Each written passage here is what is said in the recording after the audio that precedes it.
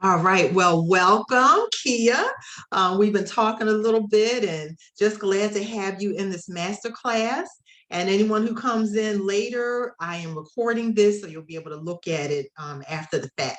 So I'm going to share my screen. Okay.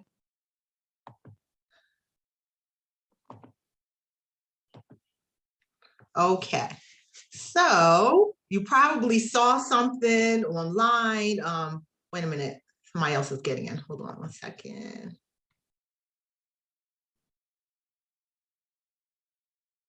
Michelle? Okay, hold on. Hi, Michelle. How are you? How are you, Michelle? Good. How are you? I'm doing good. Michelle, this is Kia. I don't know if you ladies know each Hi. other, but you probably have some mutual friends somewhere. Yeah, but it's good to see both of you ladies in this master class. And I know a lot of people have seen different things I've been posting and they've been asking questions. So it's easier for me to pull everyone together and just kind of share at one time. So we're recording this, so therefore you can go back and look at it again, and others who may be a little later will be able to see it. So welcome. As you know, I'm Pam Coleman. I know both of you from different things. I mean, Kia, I knew you like back when you were a little girl, and of course knew your beautiful mom. And Michelle, I met Michelle, actually I was one of her son's teachers, and then we just kind of kept in touch. And then Michelle ended up being in my class at Eastern University. Yeah. So that was awesome. Yeah, but it's good to see both of you. This is going to be a 1-hour master class, and just sharing some things that I know help me, and that can also help you to know how to free up your time and increase your income as a short-term rental host. And this is even if you're working a 9 to 5, because I was working a 9 to 5 up until February, and even if you've never owned or managed rental property. But I have a question for you. Have either one of you ever managed rental property before? Ever? No. No, but my husband used to work in the industry as far as like apartment managing and maintenance. So okay. He had kind of So he has some background in that. Well, this is it doesn't even matter, because with short-term rentals, you don't need that background. Okay. So here's what we're going to do in this master class. We're going to look at some of today's trends in the short-term rental industry. It's funny because, of course, I've been a real estate investor for a number of years and an educator for even longer, but I find that the short-term rental industry is fascinating, and I'm always researching. So I want to look at some of today's trends. We're going to talk about a method that I developed to open 10 short-term rentals in 6 months, and it's called BnB STARS method. As a teacher, I had to develop something that will be easy for people to follow. So we're going to talk about that. We're going to discuss searching for an ideal location. And then at the very end, I'm going to discuss ways that I can support you in your journey as a short-term rental host. And so I have a question for you ladies.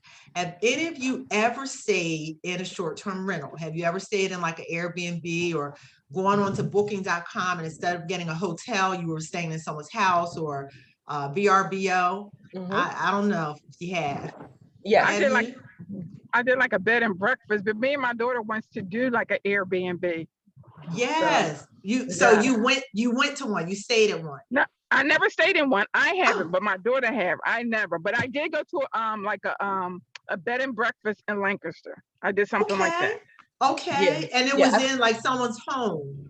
Oh, yes. Wait a minute. Somebody's trying to get it. Hold on one second. And then I want to hear from you, Kia. Hold on. Hi, Cynthia, and welcome. Can you hear me? I just want to make sure you can hear me. Even if you don't come on camera, just making sure you can hear me. Can you hear me? All right, I got you now. Yes, I'm gonna come on camera in a second, but sorry, I'm late. Thank you. Okay, that's okay. Welcome. I think you were recommended by my son Chris, I think. No, Rosalind Jordan. Rosalind Jordan. Okay. Well, I'm glad Rosalind Jordan recommended you. I'm not sure who Rosalind Jordan is, but it's great to have you here. Yes. And my name is Pam Coleman, and we're just kind of talking a little bit about short-term rentals and how it's something that can allow you to free up your time and increase your income. And I was just kind of getting a feel for how many of you have ever stayed like in a short-term rental, Airbnb or anything like that. So I was going to Kia, and then I want to hear from you, Cynthia. Yes, so I have stayed in Airbnb, and actually, as I was sharing the vacations that we have lined up for this year, I think one is an Airbnb and one is a Verbo at least. Yeah. Mhm. Okay, okay, awesome, awesome. Thank you. And Cindy, what about you? Yes, here I am. Hi. Hi there. Yeah, I've stayed in Airbnb a few times, not a whole lot, but probably 5 or 6 times. Okay, okay. And Cynthia, if you don't mind me asking, what city are you in currently? I live in Newark, California, which is the San Francisco Bay Area. Okay, awesome, awesome. Well, welcome. All right. So have any of you, as you were staying in any of these venues, or in your case, Michelle, when your daughter stayed in a venue, did any of you ever say, I wonder how I can make money from this? Anybody? Yep. Always. Always. I did. Yes. Yes, yes. And that was my thought too, because I first stayed in one like back in 2015 when my son was like, there's something called Airbnb. I'm like, what are you talking about? And you can stay in someone's home, and he told me about it. I went on the platform, and we've been staying at Airbnbs ever since. You know, sometimes just a room, sometimes a home. But then we were like, look, let's start to make some money from this. So we're going to talk about that. Hold on. Why is it not advancing? Hold on, ladies. Okay, so one of the things we're going to talk about are some of the trends. As I was saying, Cynthia, I like to do research. I'm a teacher by profession. I've been teaching for 40 years, and I always like to keep up with what's going on, and also like to share information that is pertinent. And so, and whenever I get information, I'm going to tell you where I got it. So if you look down at the bottom, it shows that I got this information from HostAway, which is a short-term rental. It's a company that helps us as hosts. And so these are some of their trends. So number one, the Great Escape. So there are so many more people who are choosing to go to rural locations and explore the outdoors across the US and the world. And glamping is a trend. Have any of you ladies ever been glamping? Like look at that picture on the right. Anyone, like a high-end camping type thing? Anybody? No. No. Oprah doing it. Okay. Well, I have not either, but it's trending now. More and more people want to be outdoors, but some people want the high end of outdoors. And then there's a rise in this term called bleisure. Bleisure is a mixture of leisure and work, leisure and business, because during the pandemic, so many people were at home and they got used to working at home and they don't want to go back into the office. So now many of them are able to travel. Sometimes they have children and they're traveling with their children. And so they're taking work and leisure, or business and leisure, and they're taking it to the next level. And another trend is that stays of 4 or more days have increased, and also monthly stays are rising. So these are all perfect trends for those of us who are in short-term rentals, or you want to get into short-term rentals. Perfect. Why is this not advancing? Hold on, ladies. Okay. Here are some major shifts on the Airbnb platform. Airbnb has been around for a while, but right now in 2022, they're making some shifts. So normally when you go to the platform, you're just going to put in, okay, maybe I'm going to the city of Dallas and there are going to be two people and I want to get a whole house, or maybe I just want a room. That's how you search for many years. But now you see all these different categories. They have 56 different categories, and they are highlighting certain things, like not just Airbnb here in America, but all around the world. So they're highlighting things like some people want to go to the Arctic, you know, they're highlighting the beach, they're highlighting creative spaces where maybe a person who's a musician might want to go to a home that has a studio. They're highlighting like unique design. That's good, but then it also makes us as short-term rental hosts kind of look at how we can make ours more of a niche so it can fit into what they're highlighting.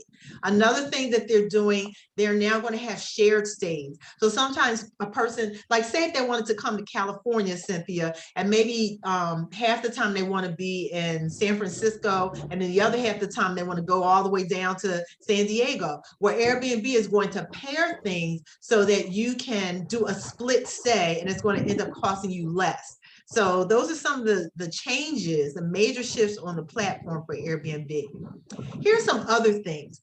Have you ever seen any advertisements like this, like Landing or Sounder or things like this, where they have like short-term rentals that a large company owns? Has anyone ever seen anything like this? Not at all. I haven't. No? No. Okay.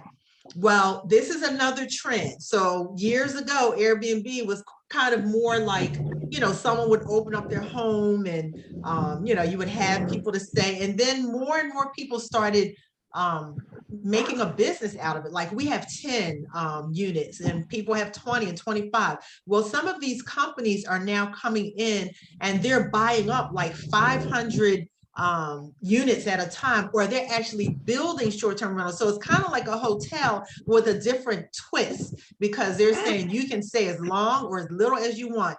We'll do a very short-term lease for you. You can just stay for 2 or 3 days. So understanding that some of these larger companies are doing this, that means there's more competition for us that are the small guy. There's still room for everyone, but it's just important to understand what those trends are. And number 5, there are more regulations than ever. Like back in the day, you know, before Airbnb really caught on, or Vrbo or some of these other things, it wasn't, you know, cities and municipalities weren't looking at it in terms of what can we do to try to bring regulations. But because of some of the things that have taken place, because of some of the complaints by neighbors and so forth, politicians have gotten together and said, we need to put more structure here. And I'm going to stop right here real quick. And I'm just going to ask you, have you seen or heard of, or are you aware of any of these regulations, or even some of the things that people have had to say negatively about short-term rentals? I just want to hear from you. I haven't. No. No? No, You I haven't heard haven't seen or about heard. people having parties, on these parties and these Oh, short-term yeah. rentals, and then Oh yeah. Those have been few and far between. Where it's been no. Oh, okay. no, they're more common than you may think. Oh, But wow. Okay. yeah, and so different municipalities have started putting regulations in place, Philadelphia being one of them. We have property in Philadelphia, but we live in Atlanta. Atlanta is another place that has regulations. And I'm not sure, Cynthia, in terms of the specific place in California where you live, but that's one thing that I think is always important as you're moving forward in something, understanding what the parameters are so you can be legally sound. So you may have some questions, and one of your questions may be, is now a good time to get in? So, you know, a lot of people have heard, oh, I can make money in short-term rentals. And you think, okay, I might want to hop on this wealth trend, but you're not exactly sure when to start or how to start. And that's very, you know, very understandable. Some people are saying, do I have the time to do this? I mean, I don't feel like I have time to be a host. But then again, if I don't use my time differently, you know, then I'm not going to go anywhere. Like if I do use my time differently, I could potentially increase my income. But do I have time? We're going to address that. And then the other thing, how will this work? So, you know, we've already talked about, I don't know about you, Cynthia, but the other 2 ladies said they personally have never managed rental property, but some people that I work with have managed rental property, and they're saying to themselves, can I earn as much or more in short-term rentals as I can with a long-term tenant? And then also, if I do decide to pursue short-term rentals, who can help guide me? And I would like to be your guide. So why is this important? It's important because you really can free up your time and you can do what you enjoy and increase your income. So here's the deal. Imagine if you were able to host guests either using a spare room in your home or in a property that you don't even own, or you might own a rental property. Imagine if. And imagine if you can learn how to automate your short-term rental business so you can save yourself precious time. And you see this picture right here of a person who will be doing the cleaning. You see the automated locks. There are certain things that help with the automation. And also, imagine if you had a proven system that shows you how to start earning money from your short-term rentals in your first 60 to 90 days. And I had that system. And so just to give you a little bit of information, this is our home in Atlanta on the left. So we actually have 2 units here in our home, in our 5-bedroom home. And then we also have 8 units in someone else's property in Philadelphia. It's a whole building. It's a brand new apartment building. We have 8 units there. And so I always think it's important, if you're going to listen to someone and they're going to share something with you, they should have a track record. They should have some success. Don't take advice from people who are just, you know, talking out the side of their neck and they don't really know what they're talking about. So I'm just going to show you a little bit of our success. We have owned and managed property for a number of years, but we just started this short-term rental business just in November. So it's only been like 6 months. And so the first 5 days in November, we earned $1,328. That was just with 1 room here in our home. Then in December, we opened up the units there in Philadelphia and we jumped to $8,600. And then in January, we jumped to like $12.5 thousand. So within the first 57 days of us being short-term rental hosts, we had earned 22.5 in our first 57 days. And ladies, at that point, I was like, you know what? I don't know if I want to go to work. So guess what? In February, I actually left my teaching job. February, we earned 14,000, March 15,000, and last month almost $17,000. So the results speak for themselves that we know what we're doing. And so just showing you again, from December to April, we actually doubled within 5 months. And so as a short-term rental host, your revenue is important, yes, but also your reviews are important.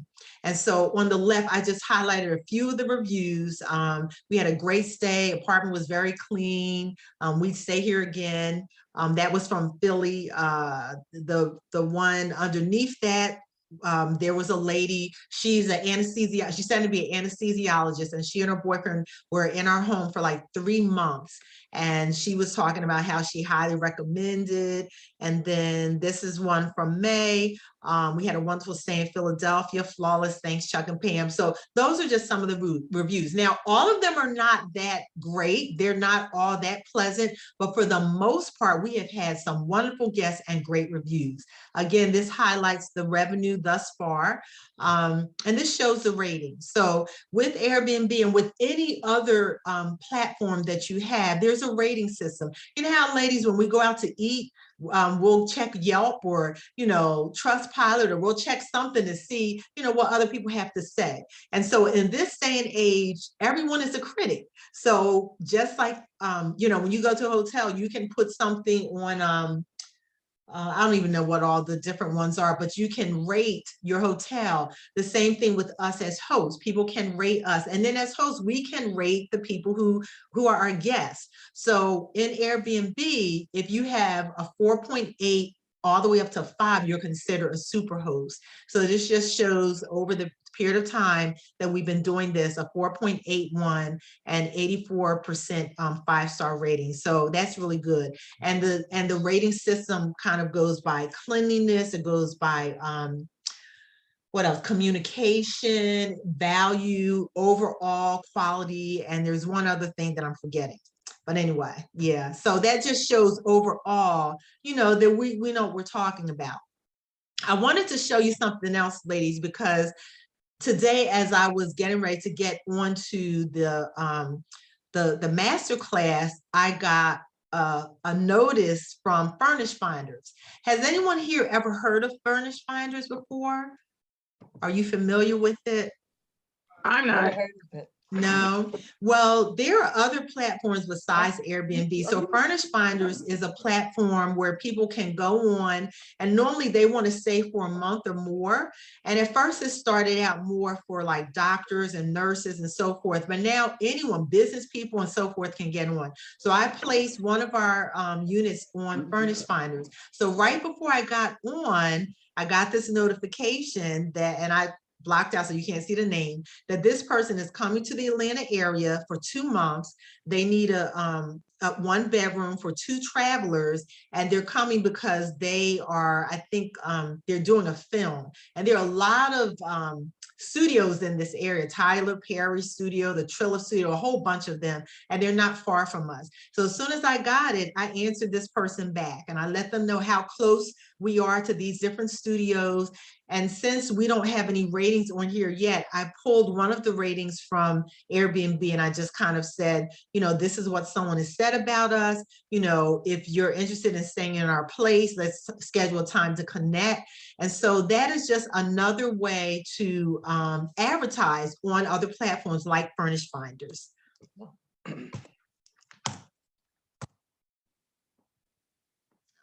Okay.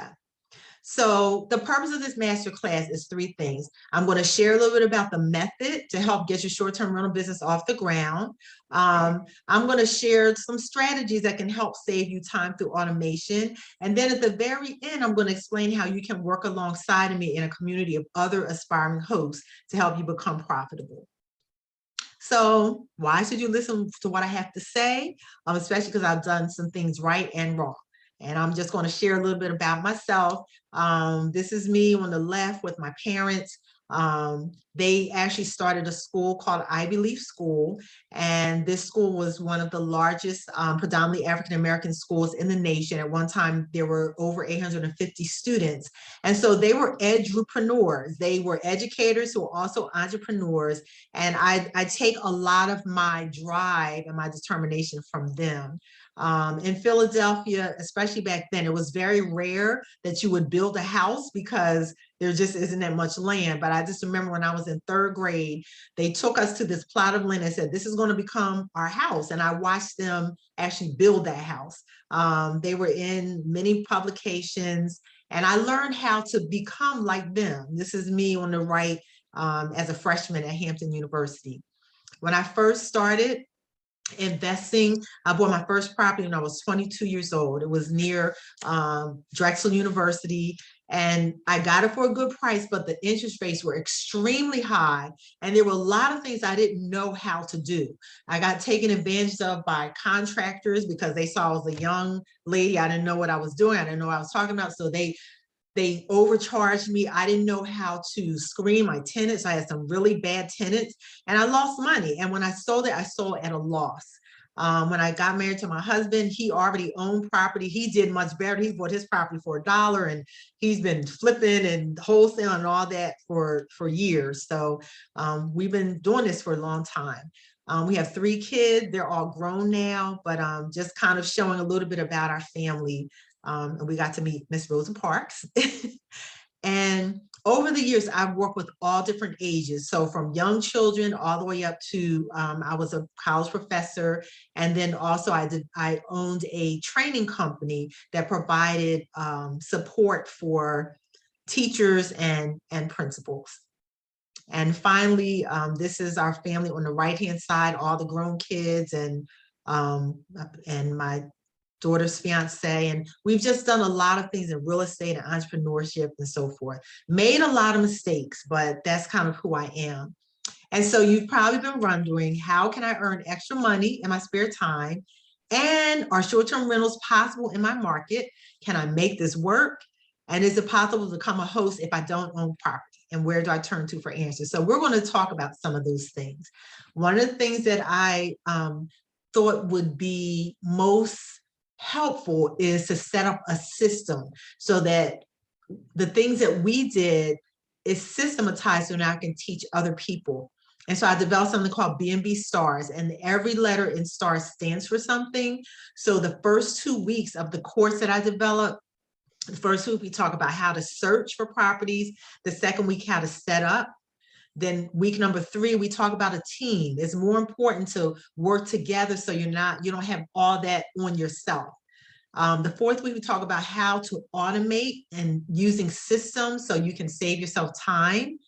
The R is for respond, and with respond, it actually goes into how you're rated and how your response and your ratings also help you to generate your revenue. And the last week is succeed. And so the whole thing is how to set up, automate, and succeed as a short-term rental host. And so I'm going to go through like just the first 2 things about searching and also automation. So when you're searching, you can actually use your own property. You can also use someone else's property. And in the course, I talk about the importance of really having an LLC, not doing things in your own name, but actually having a business that is handling your affairs. So you as a person are running the business, but you're not getting properties in your own name. Very important. We have multiple LLCs, we have multiple properties. We talk about setup, and it's easier to know how to set up when you have a template to follow. And you're not kind of like, what do I do first? What do I do next? How much should this cost? I have that template. All successful hosts use a team approach to succeed. Now, if you only have one Airbnb, you probably don't need a team. You can kind of do it yourself. But if you want to scale and grow, having a team is helpful. You still need a team to get started, but you won't necessarily need a team to manage it if you only have one. But it's still important to know about it. Automation makes hosting easier and it saves time, especially when you know what systems to use. So it always helps if someone has gone before you and tested things and tried them or done the research. It helps to just follow the system they're showing you instead of trial and error. Respond. When you respond to your guests, you can earn high ratings and reviews, which will lead to high revenue. And then succeed. By duplicating a system and staying informed, you will succeed. And so we're going to talk first about search. So remember I was talking about there are, different regulations that have been put in place. And so in the course, this is one of the first things we talk about is knowing the rules in your location. And so the first thing you do, you can actually Google, because you want to know the answers to 4 main questions. First of all, in some places, there's a restriction on rentals that are 30 days or less. And so it's so weird because in some places, if the stay is 30 days or more, it's not considered short-term rental, and others, it's just crazy. Everyone has different standards and regulations. So knowing the length of stay, knowing the license, you need a license to operate a short-term rental. In Philadelphia, they just made some changes. So now they call it the limited lodging license, and it's separated in 2 segments. So it's limited lodging, or you have to get another type of license if you have like a building like ours and it's considered almost like a hotel. It's a totally different license. But also moving on down to the left, are your short-term rentals restricted to an area designated commercial mixed-use area? So in Philadelphia, they just made some shifts. So if you are doing like a hotel type like ours, you have to be in a certain zone. If you're not in that zone, you have to get a variance, and then you have to go to court, and it's just crazy. So they put a lot of restrictions there. And Cynthia, again, I don't know in terms of your part of California what your regulations are, but some places don't have regulations in place yet, or they may not get them. But in a lot of major cities, they're putting regulations in place. And then finally, you might have a condo. Are there written, or you might be in a community that has an HOA. It's not a condo, but it might be like a townhouse community that has an HOA. So are there written HOA or other restrictions related to short-term rentals? Very important to know those things, because without knowing them, you won't even know what type of short-term rental you can have.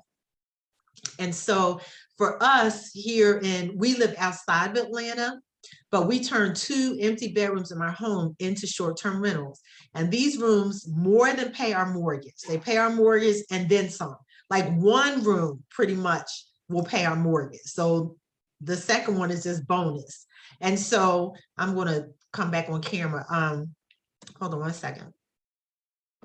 So even as you're thinking about your own place, some of you live in a 3-bedroom or 4-bedroom home, and you just have this empty room, or it might be the sewing room, the guest room, it might be the rec room. So as you're even thinking about your own place, is there any place even in your own home that you could kind of consider, maybe I can make one room a short-term rental? Just asking. Absolutely. I just having somebody in the house though is Yeah. the thing. But yeah, we have a room, and honestly, we keep it ready for guests. Like just in case something happens. Yeah. You know, somebody be like, you know, whatever, you know, life things. So we always keep a room ready. So it's already there. You don't It's have to already set. Yeah. Except a few things, probably like put a TV. It's certain things that I would show you do. But yes. Yeah. Thank you for sharing that. What about you, Cynthia or Michelle? I don't, my kids are still home. My house is full. Okay. Okay. So that's a no for you. Not for now. Not there anyway. I got I have you. a question though for you. Yes. So you have 2 rooms that are for people who will rent out these rooms. Mm-hmm. Do they have access to like your kitchen and all that stuff? Or do you I'm gonna share more with you. Yeah. Okay. After I hear from Cynthia. Yeah. Okay. Cynthia, what about you? I'm gonna probably be an empty nester in the fall, so I will have a couple of rooms. Oh, now how old are your kids? 20 and 22. 20 and 22. That's me. and that's almost Michelle. I know Michelle has someone going to college, right? Right. Well, my daughter graduated from college already. Oh my God. That's what I She's saw. 23. My son he's 21. Oh my He God. was in school, but he's still trying to figure it out. So I understand. I taught her son. That makes me feel young. That makes me feel young. So, okay. So some of us are, we're empty nesters or almost empty nesters. Kia, you already have a room in your home. Let me just share a little bit about what it's like to have a short-term rental in the home. With Airbnb, and I'll focus there because that's the platform we're on. We're on Furnish Finders, but I haven't gotten anyone through them yet. But on Airbnb, you're actually able to kind of establish what your rules are. And so, hold on one second. Okay. And so we have certain things in place. First of all, our front door has a lock. It's a electronic lock. And so when our guests get ready to come, the code is the last 4 digits of their phone number, so they can get in and out. So we don't have to be here to open the door for them or, all that. And then it's the same code to get into their room. So each room, including our bedroom, actually has a code. And so there are certain areas of the house they're able to use, like the bedroom on the left. It also has an attached bathroom, so they have their private bath. The bedroom on the right, there's a hall bathroom, but no one else uses it. So whoever's staying in that room will have their own bathroom. And then we have our own master bed and bathroom. So no one's sharing bathrooms. They are each room has its own refrigerator so they can store their things, but we want them to eat in the kitchen because we don't want any friends upstairs. We don't want any friends anywhere in our house because we have a very clean house. So they're allowed to use our pots, pans, but they have their own set of dishes, their own coffee maker and all that. And then we have a deck. They can use a deck. But other than that, they're not like sitting in the living room or dining room or anything like that. But it works out very well. We've had some excellent guests. We've only had a few that had been less than desirable, but for the most part, we have had some excellent guests, and we've had people to stay with us up to 3 months at a time. Business people, like I said, the person who is an anesthesiology student, and then others are coming and going. It might be 4 days, 5 days, but you kind of set the parameters. So you kind of decide, I only want people who are long-term guests, or I don't want long-term guests. Maybe, I want people who are just going to stay 2 or 3 days. But here's what I found. Personally, we have, those short-term rentals in Philadelphia and the apartment building, and then our own home. And we make so much more from our own home because we already had, I mean, it's the bills we're already going to pay. It just pays all our bills. So whereas the apartment, we have to pay someone rent, we had to get all the utilities turned on and so forth. It can make money, but in my opinion, and I know there are a lot of gurus out here that talk differently, in my opinion, if you can own, it's better than what they call rental arbitrage. You can do both, especially for some people who don't own their own home. They can start with rental arbitrage, but our thing is move towards ownership. So, okay, let's keep going. And do you have any other questions about in your home? Anybody? No, you answered one of the questions, which you were saying, like your guests can cook, but Yes. normally the guests are relaxing in their room, like they aren't relaxing in your living room, your living space. No. But And so here's the thing, and some people like to cook. So the couple that was with us for a long time, they were from Cuba. Man, they would have the best smelling food. I wish I could have tasted, but I didn't ask. But it was like rice and all. Oh man, it would smell so good. And then others, they just bring their stuff in and they sit down and eat. And it's interesting because everyone that comes to the home, you get to know a lot about people, like their whole aura, their whole spirit about them. And some people, they just vibe with you and they feel comfortable. And one couple, they came in and they just sat down in the living room. It was almost like a counseling session because they were asking us questions. They started talking about marriage and business and all that. That's not the norm, but sometimes, depending on the type of person that comes in, you'll just talk. You're like, man, if they weren't guests of mine, we would probably be kicking it like friends, but everyone's not like that. Like we had to ask someone to actually exit yesterday because one of the things we're not going to tolerate is smoking, and we're not going to tolerate smoking marijuana. And so we had some young people to come in and I smelled it. I felt like their mom, but they were like very young. And I knocked on the door, they didn't answer. And you can communicate in the app in Airbnb. So I put in the app, I said, I need to speak with you. And I respectfully said, one of the rules is you're not going to smoke. If you do need to smoke, you go outside, but you're definitely not smoking marijuana in our house. So I had to ask them to leave. And that's not the norm, but you have rules and it's your home. So you enforce those rules. And the same thing even at the Ridge in Philadelphia. We had someone who was in and out. We have cameras and in the camera, you could see them in and out 2 a.m. and other guests, they were sending stuff in the app. Hey, what's going on in that apartment? So I don't know what they were doing in there, but yeah, they had to leave. We had to get Airbnb involved because they had to leave.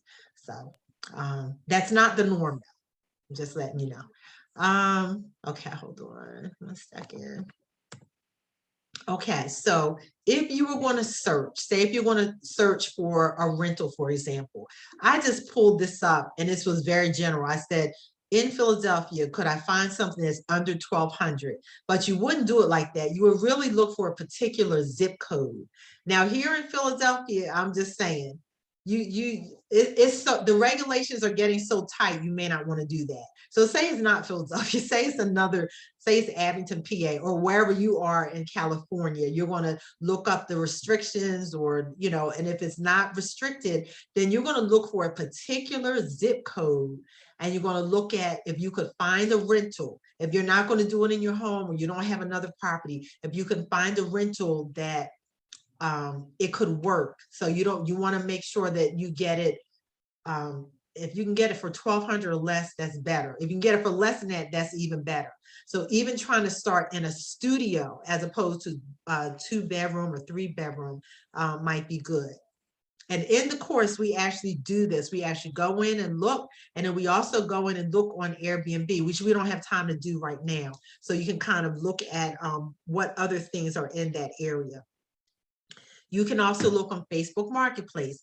Now, this is a whole home down here in Georgia. I know it's unusual, but this whole house was like $1,000.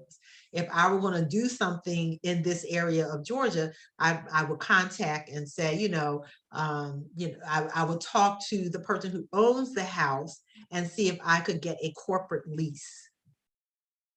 And so based on your location, you can think about, will I start in my place or will I rent someone else's place?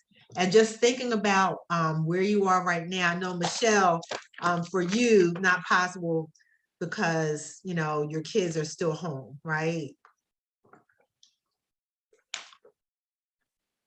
I'm not sure, but I know, Kia, you said you have a room already. And Yeah, Cynthia, but as you're mentioning this, Yeah. again, the question, rent someone else's place. Like there's an Mhm. opportunity to rent. Someone else's place. Yeah, Yes. which I And it's, never thought about. yes, it's called arbitrage. And if you're ever like on Instagram or Facebook, you might see a lot of people hyping it up and saying arbitrage is the way to go. And so we're doing both arbitrage in Philly and home here. And so there are some pros and cons, but if you already have a place in your home, like you have that one room and you can start there and get your feet wet, get on the Airbnb app, and I could help you to get that thing started so you're in a flow, and then look for something else. Or then you might even want to, like one of the things that we talk about even in the course is if you have a home and you have equity in the home, pulling out some of that equity to buy something else. We will talk about that. But yes, you can do arbitrage. Yeah. So Is yeah, arbitrage, that's almost the same as subletting. exactly. Yeah. Okay. Yeah. What about you, Cynthia or Michelle? If I could find a studio apartment under $2,500 a month in the San Francisco Bay Area, I'd be shocked. So it's Yeah, because San super Francisco expensive to is rent out here. extremely expensive. So you're close to San Francisco. Mm-hmm. Okay. Yeah, and the whole Bay Area is really expensive. Very expensive. But you own your home. And your Correct. kids are flying the coop. Go on. Man, you can make a lot of. Let me just share something with you, and I'm gonna get back to Michelle. Do you know that the two or three guys that started Airbnb, they started in San Francisco? Did you ever Yep. hear that story? Yep. Tell the story, Cynthia. It had to do with, I want to say it was a concert. It was a concert or a sporting event, and all the hotels and everything were going to be sold out. So they decided they were literally going to put an airbed on their Yes. airbed mattress on their floor Yes. and rent out that airbed. And they did, and the whole Airbnb took off. Yep. Wow. And it used to be called airbed breakfast, Airbed and breakfast. And they kept going to investors and wanting to get, investments. And the name was so crazy and they were so young, people laughed at them. And then eventually they kept going and they got, rounds of funding. And now they're like billionaires. So, and they started right there in San Francisco. Yep. Wow. Thank you for sharing that story. With an inflatable airbed, literally. That's right. On their That's floor. right. Are you serious? Absolutely right. Yeah. Yeah. Yeah. Wow. Michelle, I thought about that when the Super Bowl was here a couple of years ago. Oh, what? Tell me about it. When the Super Bowl was here, I thought about maybe I better go get some air mattresses and throw them on my floor. Absolutely. Absolutely. Now, let me just share something with you too when we talk about that. Remember, I was saying when we first started talking about trends, and I said years ago, it was not as now it's like more business like, but years ago people would just open their home and it was just like, oh, you can do this. But now there are all these metrics and all that, which we talk about in the course, like even algorithms that push certain listings up higher than others. And it's a lot, the pricing of it and all that kind of stuff. So yeah, years ago, you could have done more with a lot less. Now you need more to compete because it's competitive. So yeah, we talk about that. Mashada, to hear from you in terms of, I know you're saying right now is not good in your home, but would you consider maybe renting someplace outside of Philly? If I had the extra income, I probably would. if you have extra income, you probably would, meaning you would do it because you will make extra income. That's Oh, what you're that's true. saying? That's true. Yes, yes, yes. You're Okay. right. I ain't thinking about it like that. Yes, Yeah. yes, yes. Yeah. Okay. So most people think I got to greet everyone personally, I have to respond to every message, I have to personally clean. No, because we're going to show you how to automate. Most people think I need plenty of time to manage the short-term rentals. No, you can use automation to save time. So here's one example.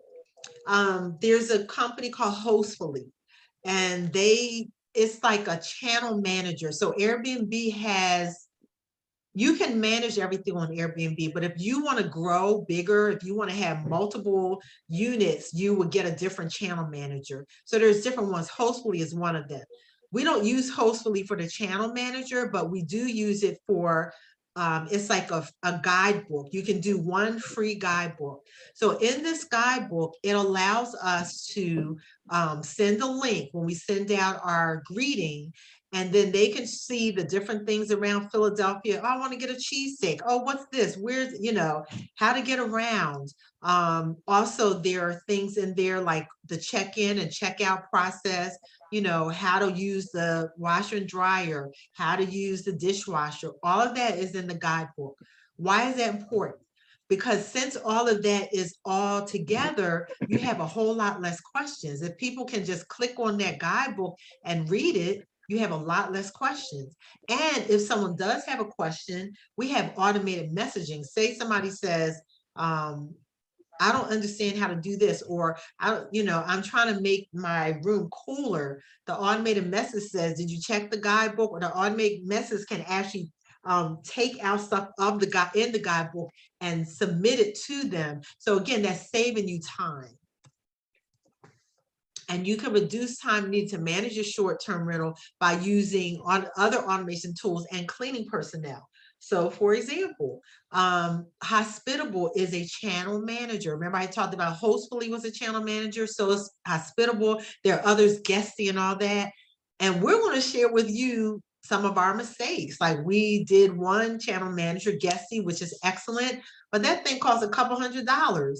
We found Hospitable much less, and it was to us it was equally as good. It integrates with Vrbo, Airbnb, Booking.com. So in the course, we talk about some of these things that can save you time. We talk about the automated locks and how it can, it can connect with your channel manager. We also talk about having someone to clean it.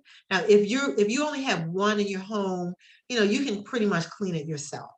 If you want to, maybe you don't want to, but if you want to, you can clean it yourself. But if you're going to have more than one, then we talk about how you can find companies to clean, and how those companies they have apps that can go alongside of your app, and everything can be done in an app. So these are some of the automation tools that we talk about. And here's the last thing. How can you succeed quickly with less mistakes? And that's when you have a clear roadmap and guide. So again, this is the BnB STARS method. It's something that, I'm going to recap. It's something that I work with my, the people who are in my course to help you. So once you know your location, you can start in your own place or in someone else's place. You can use automation to save time. And you can reach your destination quicker with a roadmap and a guide. And so before I go on to talk about anything else about BnB STARS, I would love to know anything that you gained from this masterclass. The masterclass is just 1 hour. It's like a snapshot of some of the things that we talk about in the course. But did you learn anything new, something you heard for the first time?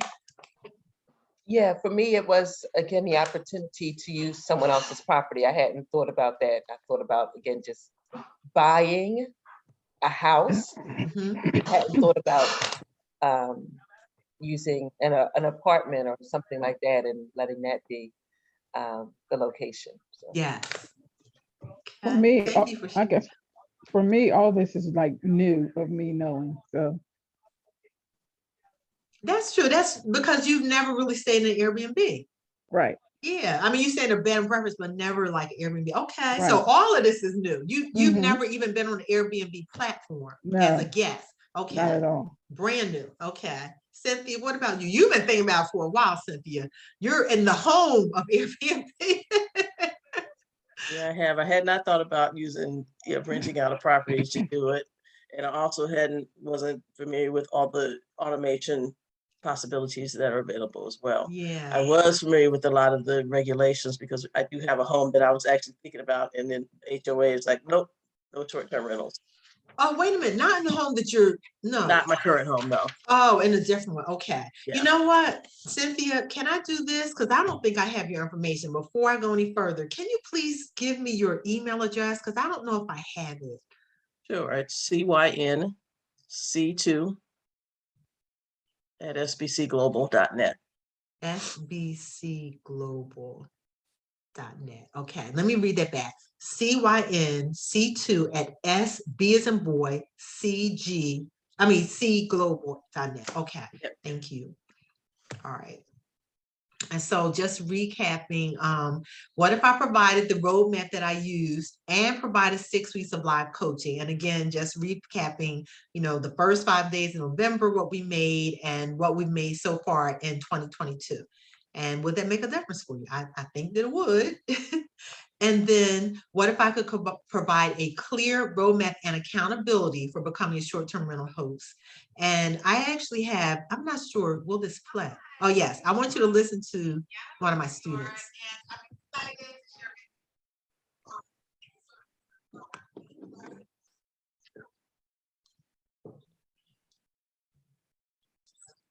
Can't hear it. Oh, you can't?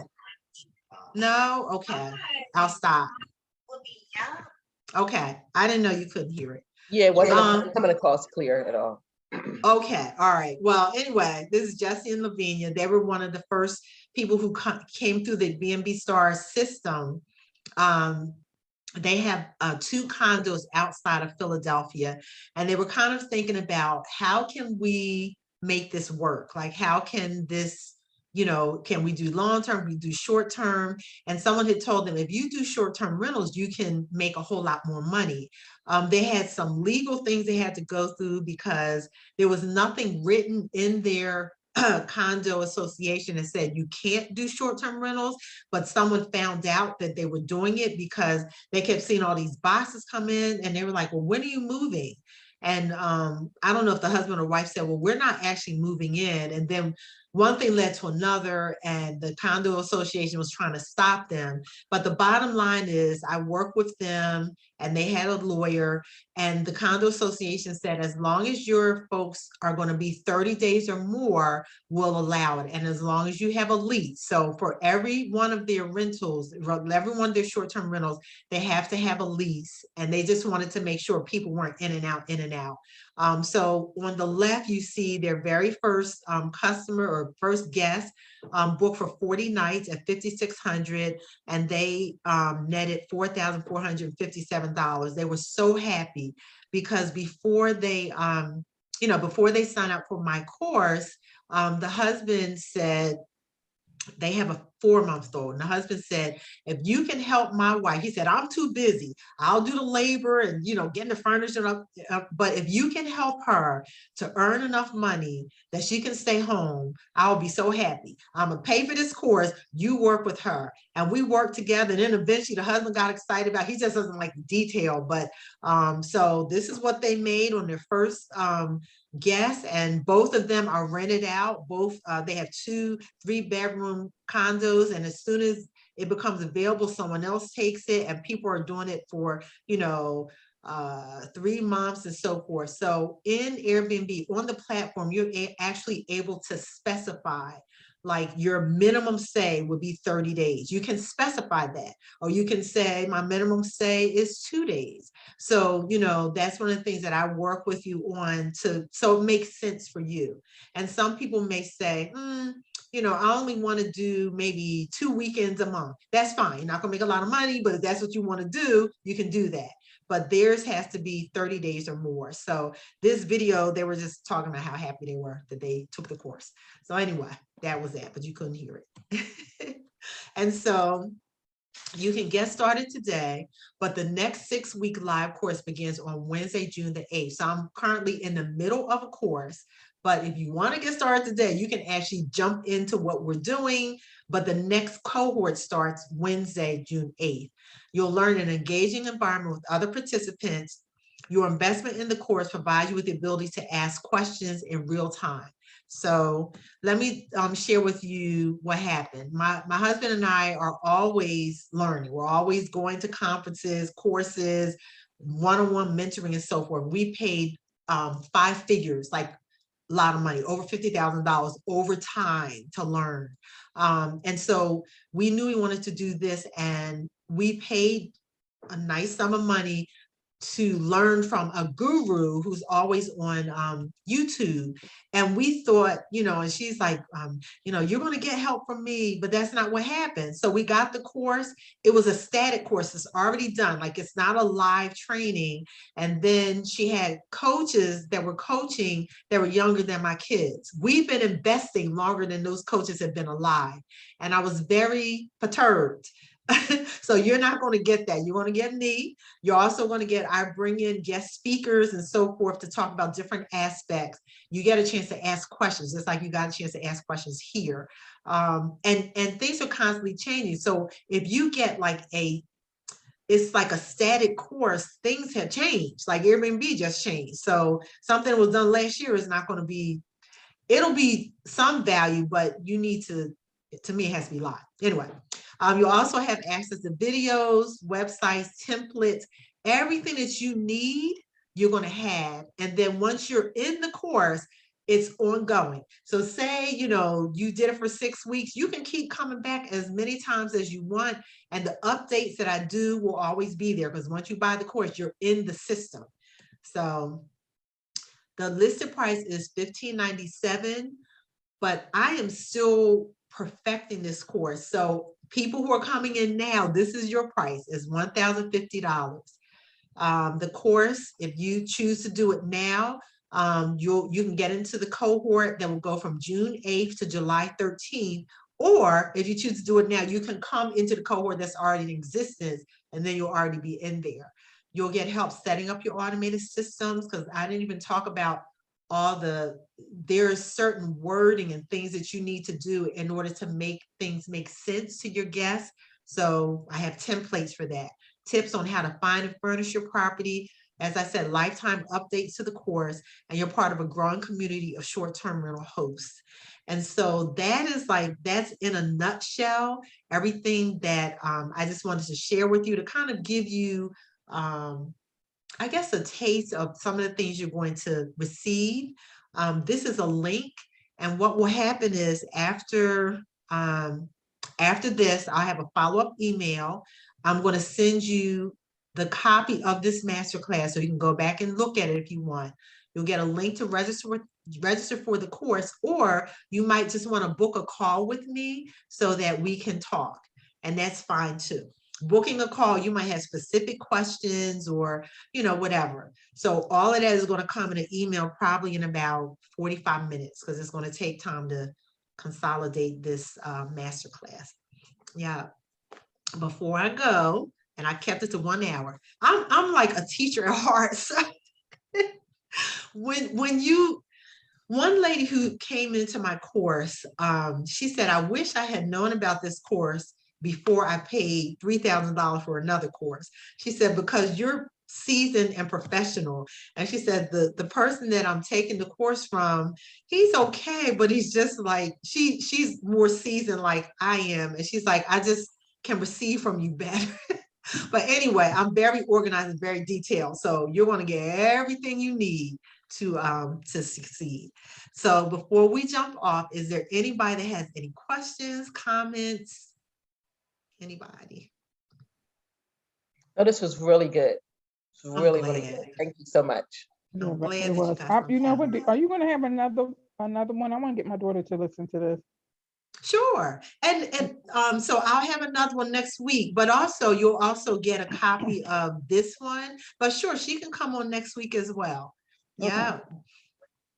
And so what I would encourage you to do, if you are thinking about being an Airbnb or a short-term rental host, just go ahead and get the course. I would love for you to do it, and just you can come into what I'm already doing. We are now on week 3. So say if you did it like today, we're going to be on week 3 tomorrow, and we're going to be talking about team. You can come in at any time, but the cohort kind of stays together, but you can come in and get in there, and then you'll start with another cohort June 8th. So yeah, but I'm glad I got a chance to talk with all of you. And I'm glad you're in Cynthia, because I still don't know like who you referenced, but I'm glad you found us. That's why I wanted your email address. Did you receive anything from me? Like, did you receive emails from me, or? When I signed up, I received the link. Rosalind Evans or Averill Dorset. Bro, my soror down Correct. in Florida. Oh my God. Okay. I know Averill, but Rosalind, I'm not sure. What's her last name? Rosalind? I think that Rosalind was Averill was on. Rosalind was already Delta, but Averill was on her line. I don't know how that worked, but anyway. Tell me Rosalind's last name again. Probably Rosalind. Evans at the time. I don't know Rosalind Evans, or if I do, I'm sorry, I don't remember. But Averill, I know very well. I was just from Averill last summer. Yeah, we were hanging out in Miami. Yeah. But anyway, I'm glad I got to see all of you, and just look for something from me in a few minutes. And guess what? You know how to talk about automation, all the things that you've gotten to have your name and all that, it's all automated. Like I set it up, and I don't have to keep going back in and typing stuff. It's all automated. I'm gonna just show you how to do the same thing. So yeah. All right, everyone. See you Thank you. later. All right. Okay. Take care. So much. Bye-bye. Appreciate it.